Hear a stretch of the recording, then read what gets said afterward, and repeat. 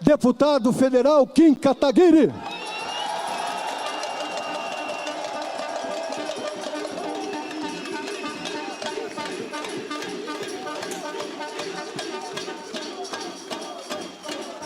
Primeiramente, a gente vai ganhar a eleição.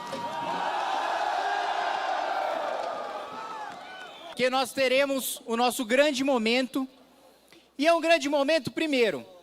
Eu quero falar com cada um de vocês, e eu conheço boa parte de vocês, principalmente os que estão na frente, de longa data, e dizer para vocês o seguinte: eu compartilho com vocês a honra de estar no começo desse momento que será lembrado como antes e depois na história do nosso país. Eu compartilho do orgulho com cada um de vocês de ser um dos primeiros a estar aqui mudando a história do Brasil.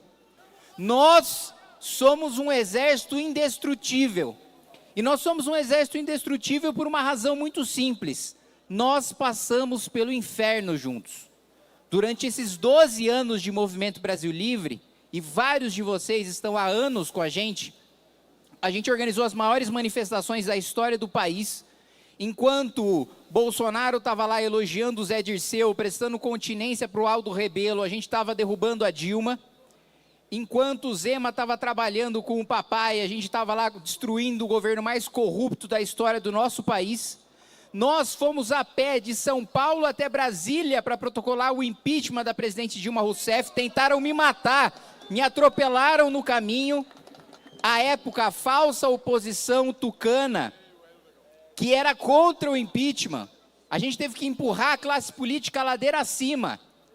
E sabe por que nós fundamos um partido? Porque já na época do impeachment, quando a gente foi conversar com os deputados e com os senadores, a gente chegou à triste conclusão de que nenhum único deputado, nenhum único senador defendia as ideias que a gente acredita. Nós fundamos o nosso partido para representar as nossas próprias ideias. Nós passamos pela perseguição do governo Dilma. Eu, com 19 anos de idade, estava sendo investigado pelo ministro da Justiça para tentar achar algum podre contra mim. E não conseguiram. Depois, no governo Bolsonaro, também tentaram nos destruir, colocaram a BIM paralela atrás de mim, me rastrearam em todos os lugares que eu fui, todas as pessoas que eu conversei, e não encontraram absolutamente nada. Já abriram todos os nossos notebooks, todas as nossas contas. Eu tenho muito orgulho de ser parte do movimento e do partido que tem atestado de honestidade. Porque muitos deles vêm falar sobre experiência. E esse é sempre o argumento da classe política estabelecida. Ah, os outros não têm experiência. E eu vou admitir aqui, realmente nós não temos experiência. A experiência que os nossos inimigos têm, nós não temos. A experiência de saquear a Petrobras, a gente não tem. A experiência de comprar o parlamento na base da propina, a gente não tem. A experiência de promover uma crise pior do que a crise da pandemia, que foi o governo Dilma, a gente não tem. A gente não tem experiência em destruir a Lava Jato, a gente não tem experiência em vender a nossa mãe para o Centrão, para o nosso filho não ser preso, a gente não tem experiência de ir em festinha em Trancoso, a gente não tem experiência de ficar numa piscina de 4 metros quadrados, cheio de bandido do Centrão, amigo do Vorcaro e que rouba o INSS. Essa experiência a gente não tem, mas nós, na figura da candidatura do Renan Santos, temos uma experiência que nenhum deles tem. Experiência em ser honesto. É essa a experiência que a gente vai levar nessa eleição.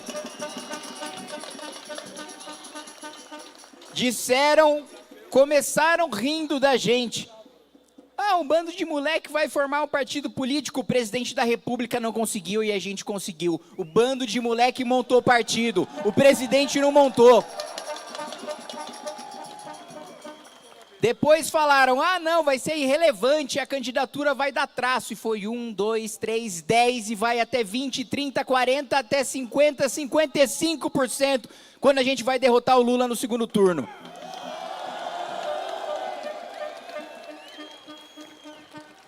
Então eu quero falar para vocês o seguinte: campanha é guerra. Churchill já dizia que política é guerra. A única diferença da guerra real para a guerra política é que na guerra política você pode morrer várias vezes. Nós já morremos politicamente várias vezes. Já nos destruíram, já nos destroçaram, já devassaram as nossas vidas, já foram para trás das nossas famílias. Aí sim, um bando de moleques, esses sim, moleques da Uni, pensaram que fosse barrar o nosso ato aqui. Eu não estou vendo ninguém da Uni aqui nesse ato. Eu não estou vendo a resistência que ia ser colocada. Fizeram uma manifestação devastadora de 8 pessoas contra a nossa candidatura. Nós vamos passar o trator em vocês nessas eleições.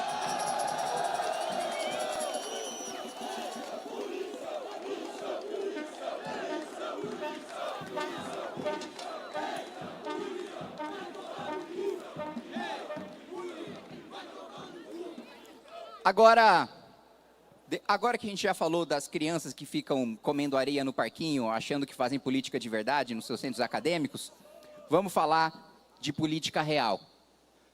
Nós temos o dever nessa campanha, que é guerra, de nesses 45 dias dar o máximo de nós. Não tem final de semana, não tem família, não tem amigo, não tem nada. Tem fazer história no nosso país. Nós temos um dever, por quê? Se a gente não se empenhar nesses 45 dias, a gente vai pagar pelos próximos 20 anos na desgraça de país que a gente vai continuar vivendo. Toda a miséria que a gente viveu nos últimos 40 anos, miséria, pobreza, analfabetismo, 70% dos alunos que não sabem fazer uma conta de fração, nos países mais pobres do mundo, nos países emergentes que mais fracassa, a gente ficou para trás do Sudeste Asiático inteiro, ficou para trás dos nossos vizinhos. Hoje paraguaio dá risada na nossa cara: olha, tá vindo aquele produto vagabundo do Brasil. É isso que a gente se tornou, e é essa vergonha que nós temos o dever de lutar para deixar de ser. Por isso que eu conto com cada um de vocês, porque eu sei que eu, o Haroldo, o Renan, o Guto, todos nós vamos trabalhar, dar o nosso máximo, dar o nosso sangue para a gente fazer história nesses 45 dias. São 45 dias que vão marcar os próximos 20 anos. Eu só peço 45 dias da vida de vocês. 45 dias do empenho de vocês, do esforço de vocês. O custo da omissão de gerações passadas fez a gente pagar o preço que a gente está pagando hoje. Nós vivemos reféns de 2 tipos de políticos que hoje nos dominam: os covardes e os canalhas. Os dois são igualmente responsáveis. Os canalhas nos roubam, os canalhas são incompetentes, os canalhas destroem as nossas vidas e fazem o nosso futuro de refém. Os covardes são os honestos que deixaram os canalhas crescerem.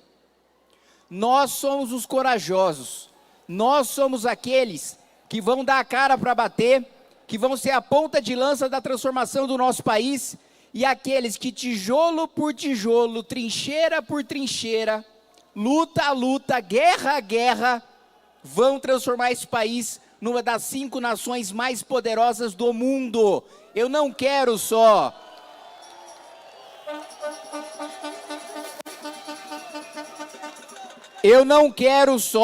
viver num país rico. Eu quero viver num país poderoso. Eu não quero viver só num país em que eu, meus filhos e meus netos tenham uma vida melhor. Eu quero viver num país que pauta o mundo. Eu quero viver num país em que, se os Estados Unidos querem começar uma guerra, tem que sentar com o Brasil antes. China quer lançar um míssil, tem que sentar com o Brasil antes. Rússia quer soltar um míssil, tem que sentar com o Brasil antes. Brasil tem que ser um país respeitado, poderoso, verdadeiramente soberano.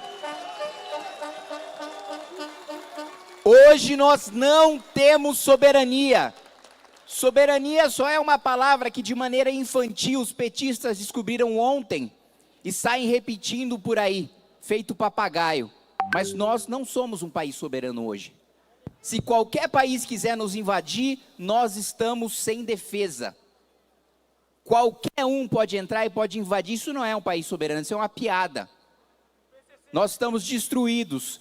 Nós já estamos invadidos pelo crime organizado, nós já estamos invadidos pelo PCC e pelo Comando Vermelho e absolutamente indefesos. E eu vou repetir aqui, aproveitando que o Renan vai chegar, e deixar publicamente registrado mais uma vez neste ato de campanha, que eu quero que o senhor Renan Antônio Ferreira dos Santos todos os dias vá para a rede nacional mostrar o mapa do Brasil com a mancha vermelha dos 40 milhões de brasileiros que vivem em territórios dominados pelo crime organizado. E toda semana a gente vai mostrar os rostos dos líderes das facções que foram exterminados naquela semana.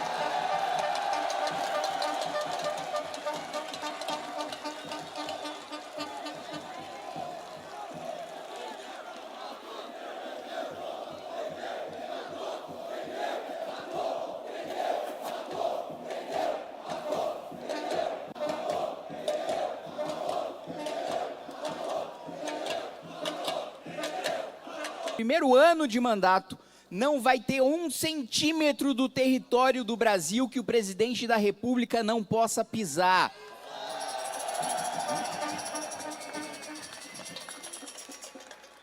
A gente nunca vai se submeter à humilhação que o Lula se submeteu de mandar ministro negociar com o ONG do PCC para saber se ele pode subir em favela. Não. Nós subimos em qualquer território sem pedir licença e autorização para ninguém. Quem tem que pedir autorização são os criminosos, que vão receber autorização na forma de bala.